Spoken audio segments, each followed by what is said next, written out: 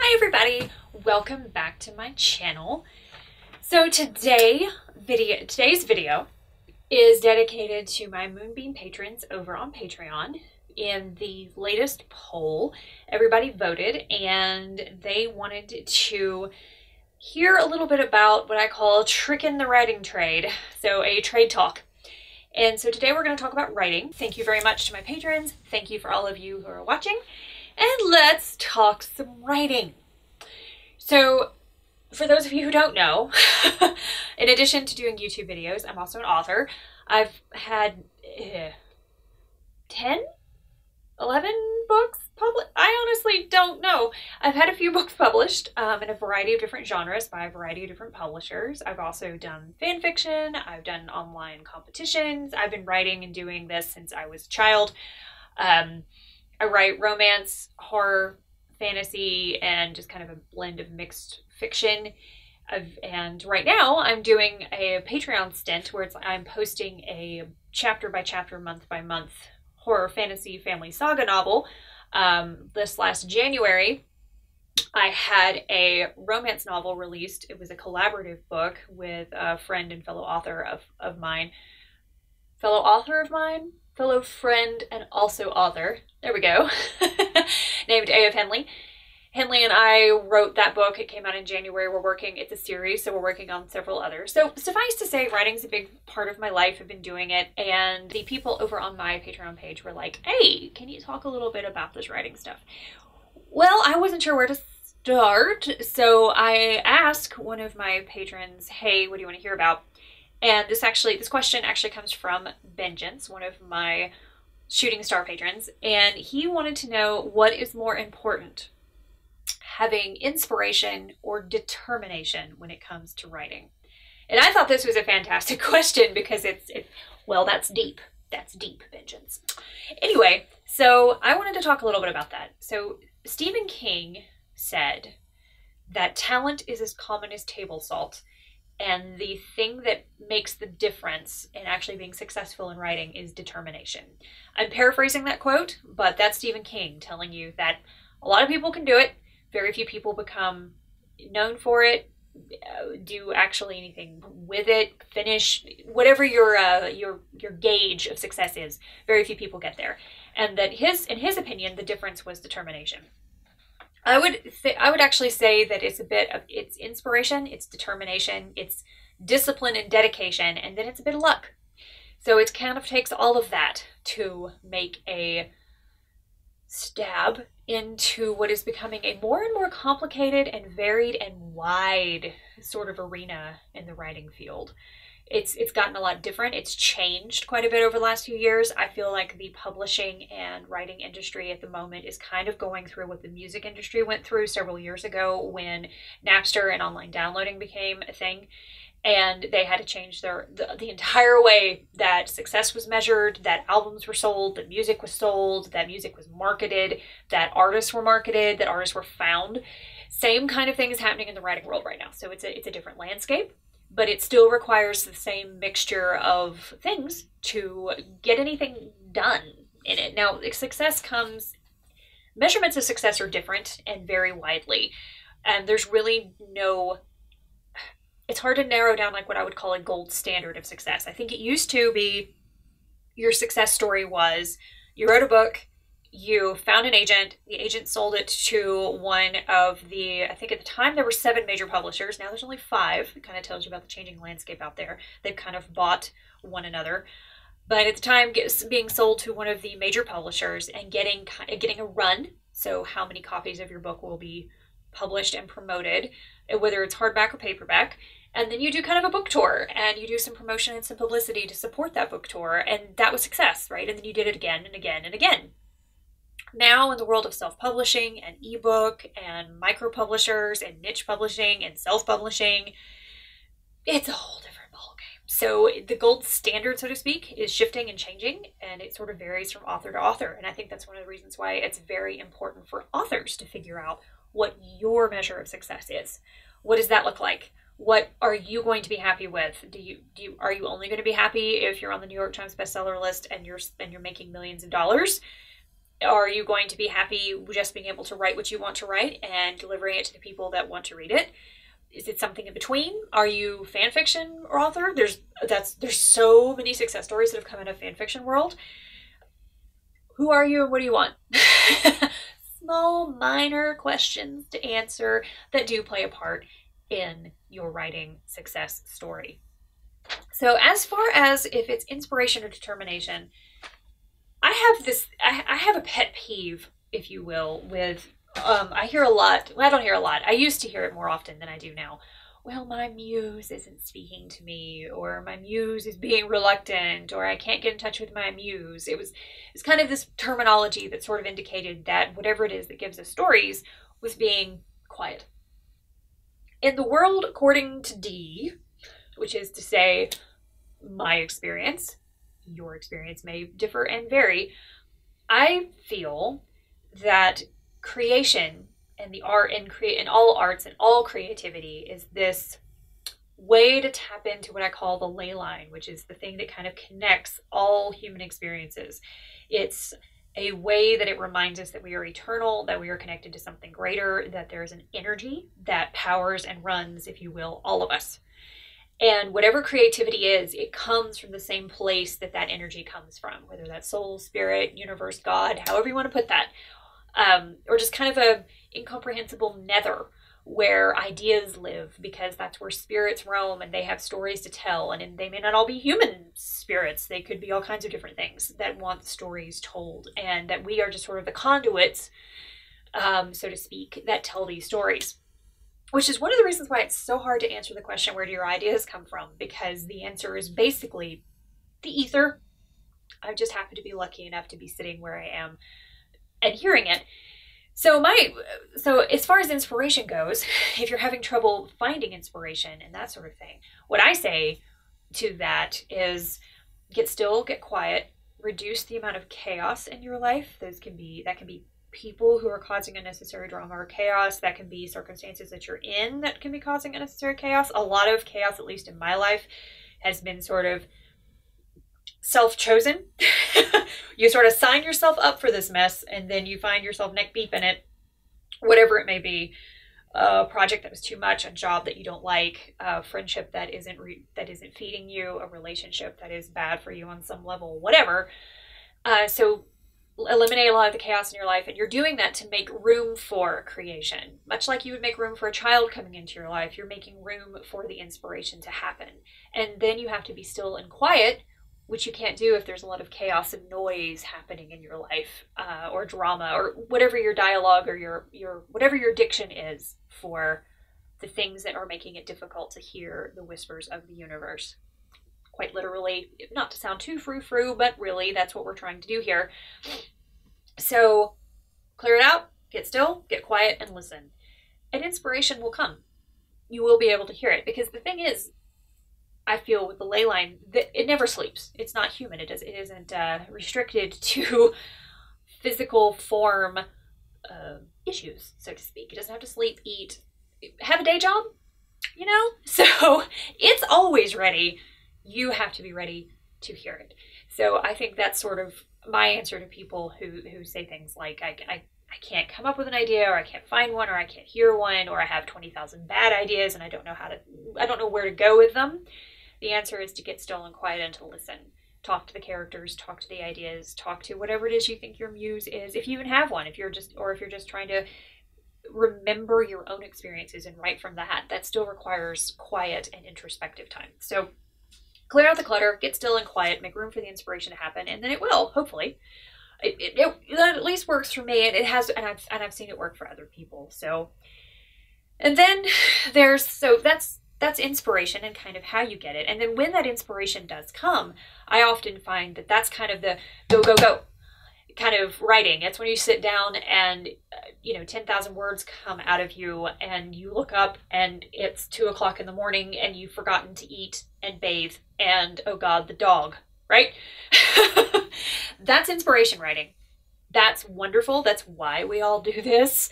That's why, even though it is hard and difficult and challenging and soul searching and soul racking, that's why everybody keeps doing it, because the high that comes from inspiration creation is amazing. There's nothing else like it.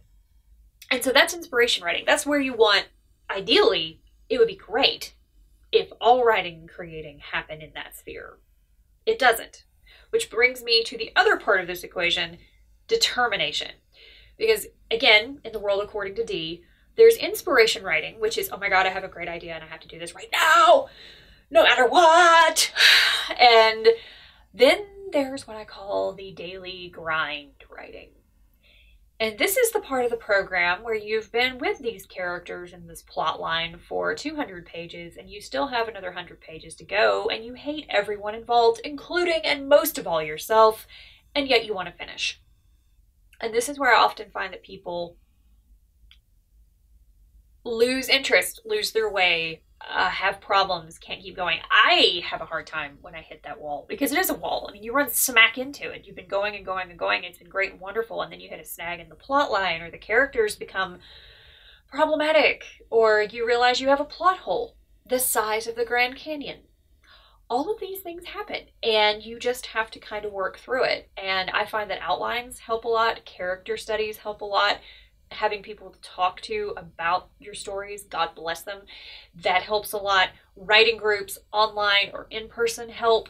Anything that you can do to help channel the inspiration and get the juices flowing, so to speak. But a lot of times it's just sitting down day after day, or weekend after weekend, night after night, and making yourself do it. This is the discipline part of the program.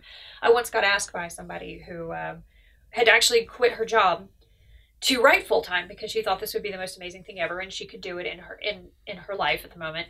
And I remember I was having dinner with her and a bunch of other friends, and she looks at me and she goes, how in the world do you make yourself do this when there's video games and the internet and Tumblr just like right there all the time? And the answer is discipline. I mean, it's not a pretty answer. It's not maybe a good one. It may be a frustrating one, but the answer is discipline. If you don't have it in you to write to your own deadlines, you're not going to get anywhere. You have to have the ability to sit down and write and make yourself do it, to shut out the world and do it. I think it was Louis L'Amour, I believe, who could write anywhere. He could write on subway stations. He could write books literally anywhere. I think it was Louis L'Amour. It may have been Rex Stout.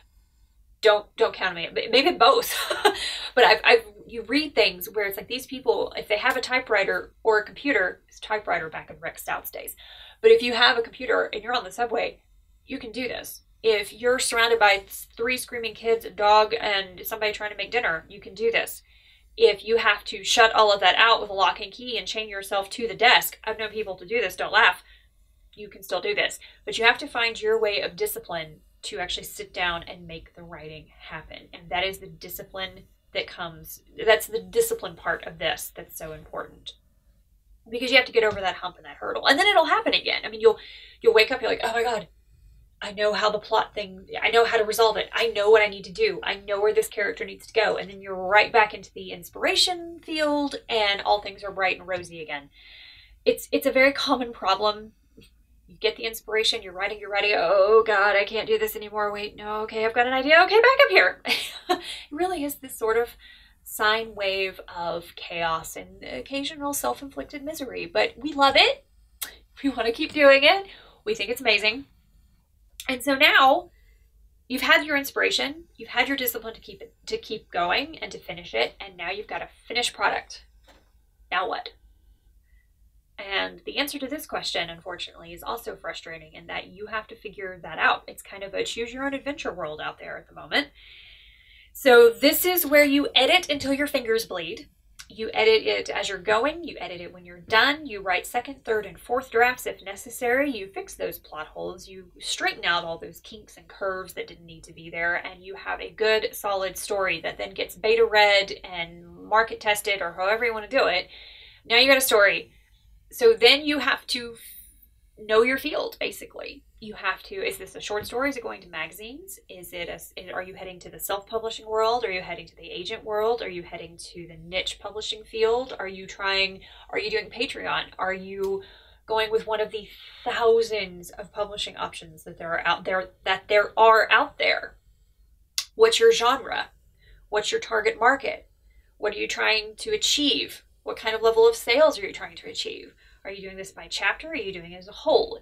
There's a lot of different variables and factors. And the short answer for how you figure all this stuff out is research.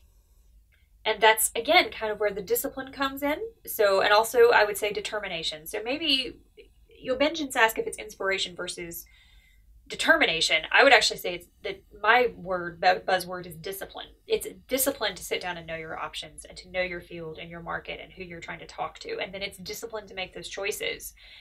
And it's discipline to get to the end of that process and actually start submitting. And then it's a whole lot of determination to get through all of the rejections, because they will happen. Rejection after rejection after rejection. I can't even tell you how many rejections I've had. There's been a lot. Sometimes you learn things from them. Sometimes you just get angry. Sometimes you just need to go have a really, really big glass of wine. Sometimes all three. But you will be rejected. You will have to rewrite your entire plan, your entire book, your entire character in life. So, and that's where I guess the determination comes into play. And that's what I think Stephen King was talking about. It takes talent to get the idea, discipline to get it on the page, determination to get it out there. Because in this day and age with so many different options and so many ways to publish, a lot of the big and mainstream ones want you to have a following. They want you to have, why you and not someone else? Why is your voice different and unique? If you can't answer those questions or you're not there yet, then you have to figure out a way to market and self-publish and publicize yourself. So a lot of this stuff is going to be you sitting in front of a computer for long hours at a time, not doing writing, but doing publicity and whatever else it takes to get the story out there. So that's a lot of determination. So I would actually say that writing is about 30% writing and 60% determination and discipline, and then 10% luck.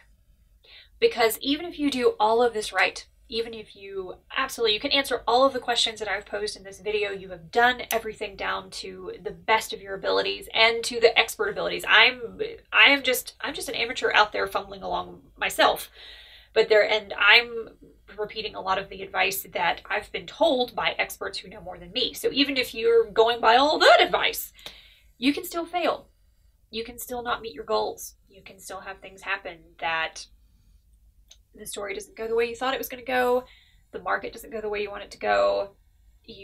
There's a lot of things that can happen, especially in the day and age of piracy. Piracy has nearly killed so many good stories. I recently read one by Maggie Stiefvater. She's actually I really like her. She's a young adult author, and she wrote a series called The Raven Cycle, and it was a 4-book series. And because of piracy, because of people downloading her books illegally and not buying them, the publisher nearly pulled, I can't remember if it was the 3rd or the 4th book. So we almost didn't get an end to the series because people were pirating the book. And so in the day and age of a very wide field of publishing options and an equally wide field of piracy and sharing, it's a challenge to figure out how to get your story out there in the best way that stays true to the story, true to yourself, and that also gets you paid and gets you recognition or whatever your definition of success is. Me, I try to do right by the story. Forget me. I'm the conduit in this equation. I'm trying my best to do the right thing by the story. And if that means rewriting it because a publisher tells me it sucks, then so be it. If that means sharing it for free, if that means self-publishing it, if that means trying something I have never done before, like Patreon, then that's what I try to do. So it's a bit fearlessness and luck, and it's rewarding, it's wonderful, it's worth it. You're not alone. It also takes a whole lot of determination, chutzpah, guts, and a little bit of luck and a whole lot of magic. So that's what I would have to say to the question posed by Bengeance, one of my patrons over on my Patreon. Thank you so much for asking. Thank you so much for watching this trade talk. I hope it it hasn't been one of those like, God, well, I've watched this video and now I want to go drink heavily, or perhaps just, you know, burn something in effigy. Please don't do that. It's a wonderful thing that people are doing to try to get stories out there. It's a wonderful world that there's so many new ways to get stories out. And that's what matters, because story is what matters. Story is the fabric that keeps us evolving and connected, and it's part of the fabric of our evolution. It's how we learn. It's how we grow. So writing stories and creating them is one of the most important things. And that goes for any kind of art, I feel. Anything that connects us and reminds us that we're all emotionally connected, if nothing else. And also just there's something that connects and binds all of us together in the human condition and spirit. And that's what art and creation helps us remember, it helps us feel. So what you're doing matters. There are ways to do it. I wish you the best of luck, and for the love of story, I will see you next time on Trade Talk. Thank you.